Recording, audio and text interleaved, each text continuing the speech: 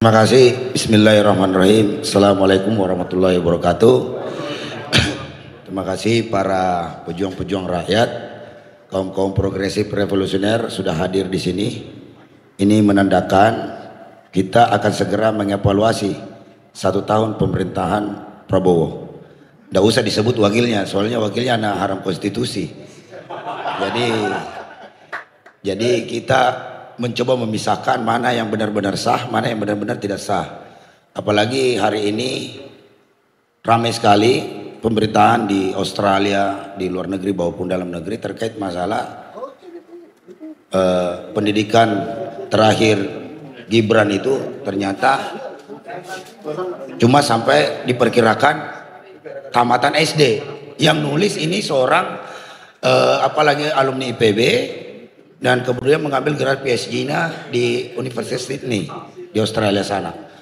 Dan ini dan itu juga dibenarkan oleh salah seorang apalagi ini warga negara Indonesia yang sudah bermukim di sana dari tahun 97 di Australia, yang menyatakan bahwa memang pernah saya nganter keluarganya Jokowi di Australia waktu jalan-jalan ke Australia berikut dengan Gibran, dan dia mengakui itu pun di Inset yang tempat sekolah di sana, tempat kursus di sana, cuma hanya menjalankan sekitar 4 bulan. Sudah itu pulang ke Indonesia.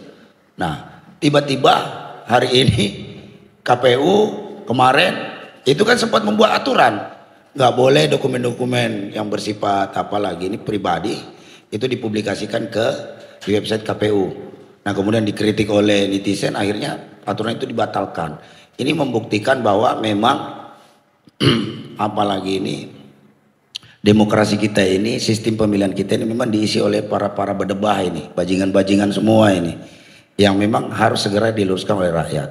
Nah, kawan-kawan sekalian, berkaca daripada kejadian kemarin, malapetaka Agustus kemarin itu sejujurnya Indonesia ini sudah menginspirasi dunia.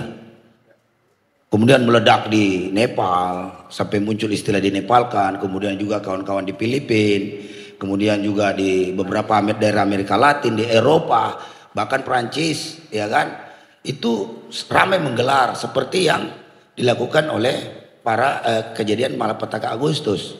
Nah, cuma di sini yang perlu kita ingatkan bahwa kerusakan yang terjadi saat ini, baik itu dari sisi politik, ekonomi dan hukum, tidak lain tidak bukan, sudah banyaklah saya dengarkan itu ulasan-ulasan dan analisis para pakar-pakar politik, juga aktivis, termasuk statementnya Bang Faisal juga saya lihat nonton di channel YouTube barunya itu.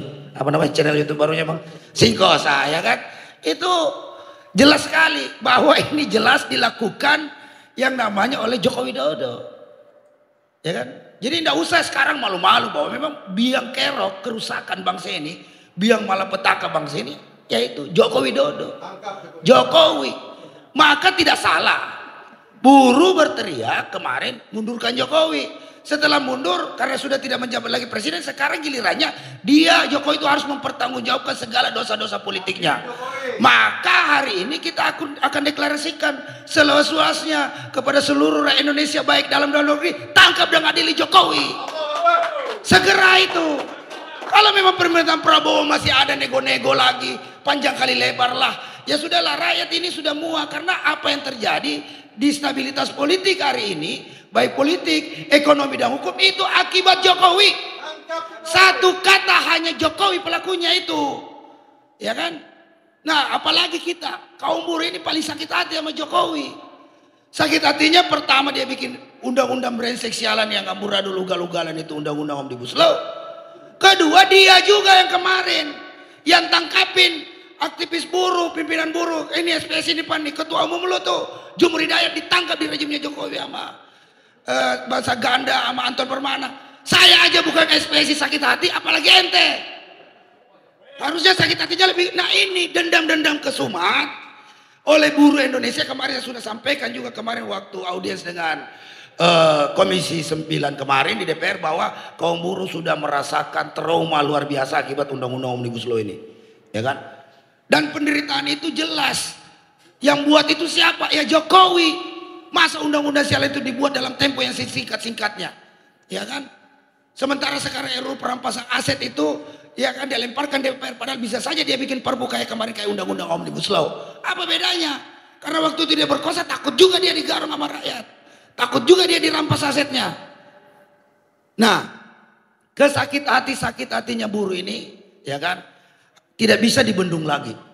Oke, kita mungkin kompromi-kompromi segala macam, tapi kalau dalam 1 tahun pemerintahan Prabowo tidak bisa mengambil tindakan tegas karena sudah banyak sekali bukti-bukti yang melibatkan keluarga Jokowi, anak menantu, ya kan, besan segala macam. Udah banyak itu bukti-bukti yang membuat bahwa selama Jokowi berkuasa itu banyak sekali terjadi gratifikasi, ada korupsi, ada kolusi, nepotisme dan sebagainya. Itu semua harus diusut tuntas. Yang paling parah itu adalah mengacak-acak Mahkamah Konstitusi. Sampai lahirlah ini anak haram konstitusi. Makanya dalam setiap statement saya sih tidak pernah mengakui pemerintahan ini 2 nama, yang satu aja lah, Prabowo aja lah, soalnya yang satu ini masih dalam persoalan sampai hari ini masih dipersoalkan oleh publik Indonesia, rakyat Indonesia, bahkan luar negeri pun mempertanyakan. Kemarin waktu kita di Jenewa juga ditanyakan juga, itu ijazah Jokowi asli apa enggak sih, rame ya kan, dari delegasi-delegasi negara-negara ini memantau ini, berarti betapa memalukannya ya kan, track record daripada presiden ke-7 itu.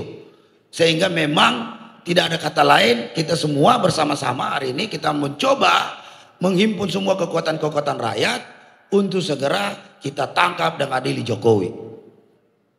Nah, karena itu salah satu solusi agar kemudian persoalan bangsa ini bisa setidak-tidaknya 30-40 bahkan 50% persoalan ini selesai.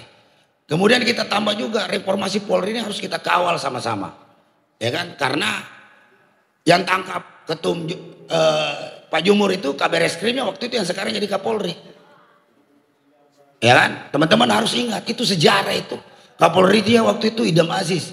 Nah, Kabar Eskrimnya itu ya Pak Listio ini yang sekarang jadi Kapolri. Jadi harus catat itu baik-baik. Nah, sampai hari ini mereka juga tidak pernah minta maaf, padahal itu hanya membuat statement di Twitter. Cuma membuat statement di Twitter mengkritik undang-undang Omnibus Law. Bung Jumur Hidayat, Bang Sagan dan Nenggolan, Anton Permana harus ditahan di penjara selama 6-7 bulan. Ini yang betul-betul saya jujur aja sakit hati banget. Ya kan, belum lagi tambah banyak aktivis lain seperti Bung Edi, ya kan, Habib Rizik dan sebagainya itu banyak ditangkapin waktu zaman Jokowi. Jadi kalau Jokowi bicara demokrasi itu omong kosong. Kebebasan berpendapat itu omong kosong itu Jokowi. Karena terlalu banyaknya omong kosong yang dibuat oleh Jokowi. Ya kan, maka solusinya adalah tangkap dan adili Jokowi. Rakyat itu udah sakit hati sama dia ini, termasuk kita ini kaum buruh Indonesia. Maka dalam kesempatan ini saya minta kepada pemerintahan Prabowo untuk benar-benar serius, karena apa ya kita saksikan sekarang ini kan Pak Prabowo ini, apakah ini yang disebut operasi Sandi Yuda, tapi menurut masyarakat terlalu banyak kompromi Pak. Jadi tidak usah tedeng-aling-aling yang sudah dilenserkan kemarin, harusnya dilenserkan aja, nggak usah lagi dikasih, malah diangkat lagi jadi komut Pertamina. Ini kadang-kadang membuat publik ini menjadi kecewa karena orang-orang yang seharusnya ya kan dijauhkan dari kekuasaan itu harusnya ya sudah dipecat aja tanpa syarat. Ini kok malah diangkat jadi komut. Yang bikin sakit hati lagi, sudah jelas-jelas divonis oleh Mahkamah Agung tuh si Sylvester itu ya kan, sampai hari ini kejaksaan nggak berani nangkap. Ini ada apa juga ini ya kan. Jadi percuma lah kita berbicara penegakan hukum kalau di depan mata yang sudah jelas-jelas ingkrah putusannya oleh Mahkamah Agung, PK-nya ditolak, sampai hari ini kejaksaan tidak berani nangkap. Prabowo katanya sudah instruksikan, Jaksa Agung sudah instruksikan nangkap, tapi sampai hari ini faktanya si Plester itu tidak bisa ditangkap.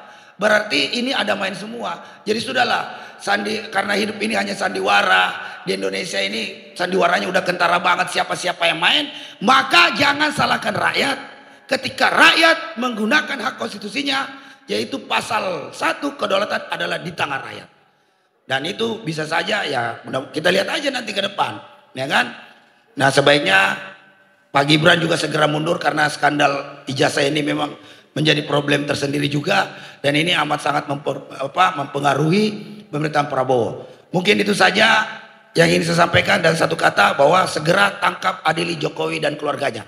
Karena dialah pendosa-pendosa besar di Republik ini. Assalamualaikum warahmatullahi wabarakatuh.